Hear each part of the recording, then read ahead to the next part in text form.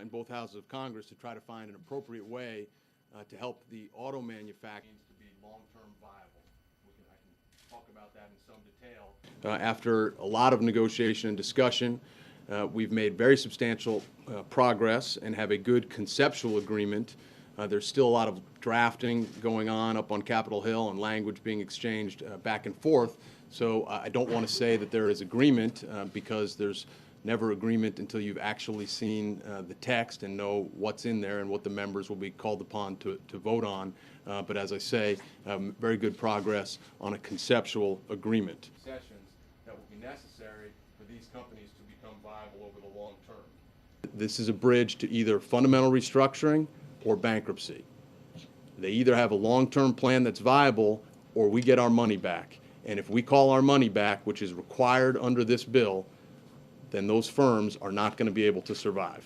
That is a real incentive and a real stick for this president's designee to ensure that these stakeholders all across the board make the concessions that are necessary.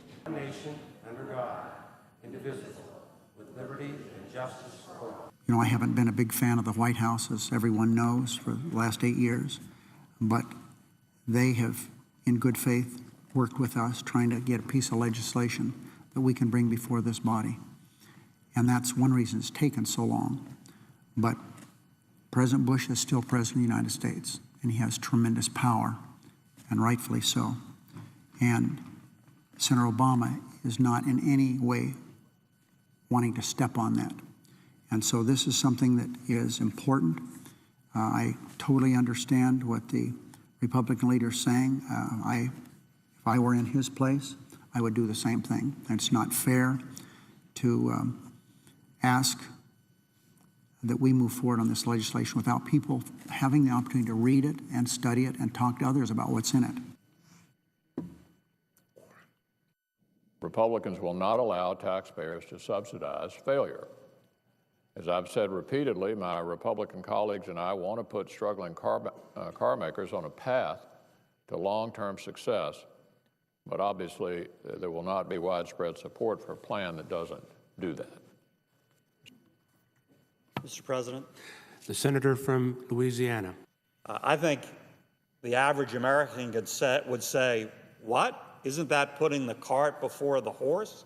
Isn't that, to use a common phrase, just ass backwards? Is recognized for 1 minute. Madam Speaker, it's Christmas time and now the big three automakers say they need Uncle Santa Sam to save them from themselves, even though they've been bad all year. And they expect Joe Sixpack from Dime Box, Texas to pay for their naughty deeds. We can't call it a bailout because that might be too honest a statement to our citizens. So we call it a bridge loan. Actually, it's a bridge loan to nowhere. Gentleman yields back his time. For what purpose does the gentleman from South Carolina rise?